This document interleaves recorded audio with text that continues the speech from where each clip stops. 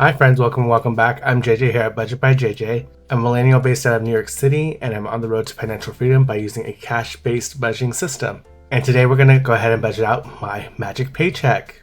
So let's get started. By the time the first paycheck of June rolls around, we'll have already been in June for like about a couple weeks. So it'll be a little late to kind of get started what I have going on this month. As you can see, I've done nothing here to plan out, read, whatever, because on the next page over, you'll see that I'm super busy. This month's tarot card is the Star for June, which is exciting. We have here renewal, hope, and inspiration, which is perfect for this time around. June is Pride Month, so happy Pride to all you who celebrate. As you can see, she is booked and blessed this time around. I actually have here marked here on the 1st that the storage is due. So the storage will be due every 1st of the month. So we gotta make sure that's ready to go because there will be a late fee if you don't pay. They lock your shit up. It's a big ordeal. I'm about to go through all that. So that'll be taken care of soon. So I had donated to this organization called Rooftop Films, and they have a great program of independent films, short films, and all that good stuff. I actually saw one film back last year of a documentary highlighting like psychics in New York City or mediums, and that was in Greenwood Cemetery, which I'm very fond of. And again, part of my donation was for an actual package, which gave me 2 tickets to some of their films and then 2 tickets to an evening event by Greenwood Cemetery themselves, so like after hour tours. So I had emailed their ticket office, like their email had asked us to, about this upcoming event for Friday on the 5th, and it's called Cemetery Shorts, but it's TBD because I've not heard back from them. So I did give them a follow-up email because I'm determined to actually, use those tickets to things that I actually want to see. So Cemetery Shorts on the 5th. So hopefully it's TBD. We'll see what happens. I hopefully hear back from them ASAP. And then some museums have free admissions on the first Saturday of the month, and one of them participating is the Brooklyn Museum. I have yet to visit the Brooklyn Museum. I know they've had some wonderful exhibits in the past, but my partner has been working a lot, so maybe they're available or not. But it is free this coming Saturday on the 6th, so that's also to be determined whether or not I attend. But if I can go, I'm going to make that happen. The following Friday, the 12th, will be the first paycheck of June officially. And then the next day is Brooklyn Pride on the 13th, so I'm really excited. It's close by to where I live. It's not, it's free to attend, but if you want to eat and drink whatever, that is up to you. They also have a Twilight Parade. And then the following day, I did sign up for a gay gothic tour through the cemetery. It's a trolley tour featuring LGBTQ plus people that are actually buried at Greenwood Cemetery.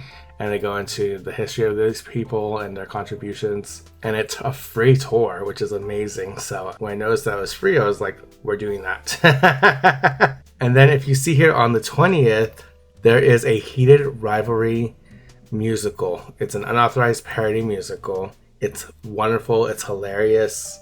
I actually have the flyer for it here. These two are so wonderful. Jay Armstrong Johnson and Jimmy Moon. They're so good, so talented. Their voices are amazing. It's so funny. I actually saw this past Sunday and I was obsessed because I actually was very late to watching Heated Rivalry. I literally just finished it maybe about a week ago. Of course, things start popping up on my For You page on Instagram. And a promotion for this popped up and I was like, this is a thing? And it really just started in May. Like it literally just started, I think like the 15th. And I don't have anything planned until Pride on the 28th. We have a New York City Pride Festival and Parade. They do it on Sundays. I'm from San Diego, California originally, and our Prides are in July, and Pride weekend starts on Friday, and the parade is on Saturday, and the festival's on Saturdays. So it definitely was an adjustment to be like, oh, Pride is on Sundays here in New York. And luckily, it's not on Father's Day, which I skipped over. Whoops. Father's Day lands on the 21st, and that's also supposed to be the summer solstice, like the official first day of summer, the longest day of the year. It's gonna be super hot. I'm just not a fan. Already my allergies are killing me because we have like thunderstorms and it's like super humid and it's gross. But I did hear that Heated Rivalry the unauthorized musical parody, the cast may be joining one of the floats there for the parade. So again, wonderful reason to be there. We have 5 grand marshals. Street fair should be fun. I remember one year we saw Sasha Kobe perform. That was everything. So it's always a good time. Okay, I'm a little underprepared this time, so excuse, if things are looking a little different. We are going to go into the bills binder first. We have the rent this time for this magic paycheck. I am going to keep paying things off, in a timely manner. This is not like a bonus paycheck where I'm going to go and spend it on other things I don't need. Right off the bat, June is supposed to be a no buy month, so that does not apply to like pride events like drinks and food and stuff like that. That's just a given that's going to happen. Is it going to set me back a bit? Maybe. Am I going to regret that? No, because with everything going on in the world, we do need some joy. I'm not going to go ahead and hold myself to any restrictions. I'm not going to go ahead and spend frivolously on my collectibles or things that I would normally would. In fact, going to that Peter Rivalry show just reminded me that because of the cost of the ticket was like $169. It's not cheap, but I'm kind of in the headspace. I could have been doing this multiple times, not just for Hated Rivalry. I could have been seeing other shows, other great things happening. I mean, I could have been seeing Death Becomes Her. That's closing. I don't think I'll have time to squeeze in a show to see it, so I've totally missed it. But I could have seen it because the equivalent of that ticket, because I don't like to get basic nosebleed tickets. That's just not me. To have gotten a decent seat, at least, it would have been around $150 to $200. I do spend that on my collection like once a month, every now and then, when I'm not really thinking about it and I'm like, ooh, shiny stuff, I need it. And completely robbing myself of experiences out in the real world, communing with people. Like, I think that's something that I've been heavily missing this year, that I've been trying to improve on. I'm going to treat this paycheck as business as usual, that we're going to go from there. So I will be ahead on my bills at least by a month at this point because of this magic paycheck. The rent this time around is going to be $457. I done already screwed up. Sorry about that. So $457. So that's 4 100s, 150, a 5, 2 1s. Next, we have the utilities. It's going to come out to $127. I did $147 last time, and it was totally throwing me off. I definitely was over my $20. We're going to have 100, 120, 15, and 2 1s. So sloppy, I apologize. Subscriptions is going to come out to $80. So that's just going to be 150, a 20, and a 10. That's a breakdown of Netflix, CapCut, Cloaked, Patreon, The New Yorker, and Storage. Storage is what added the additional $50 this time around. So I will have my portion of the storage ready to go to make that payment. Groceries, we have $310. If you're not new here, you know that I like to split it up in two. If you are new here, I do split up my grocery bill into 2 weeks. We're going to have 2 100s, 2 50s, and 2 5s. Emergency funds right now is just going to get $50. So that's going to be $150. Savings challenges are also going to get $50. That's going to be 5 5s and 25 1s. Now we're going to hop over to the debt binder, and we have credit 1 this time around. So we're going to throw $184 at it.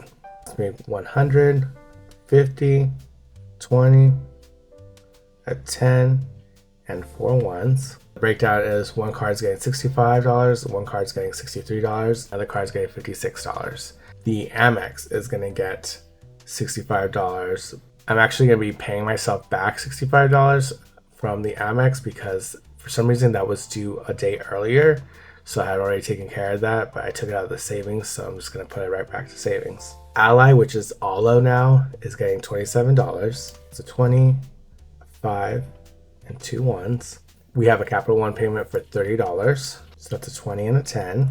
We have the largest contribution outside of the rent, which is the pay in force. So yes, I'm trying to pay off these consumer debts sooner than later. So it's going to come out to $219. Not 100% sure if that $219 will be reflected in the cash stuffing, depending on these due dates. $219, which is made up of a zip payment for $25, a Sezzle payment, Sezzle, do y'all know what Sezzle is? Of $41, Afterpay payment of $33, a Klarna payment of $120. Well, that comes out to $219. 200s, a 10, a 5, and 4 1s. All that comes out to is $1,533.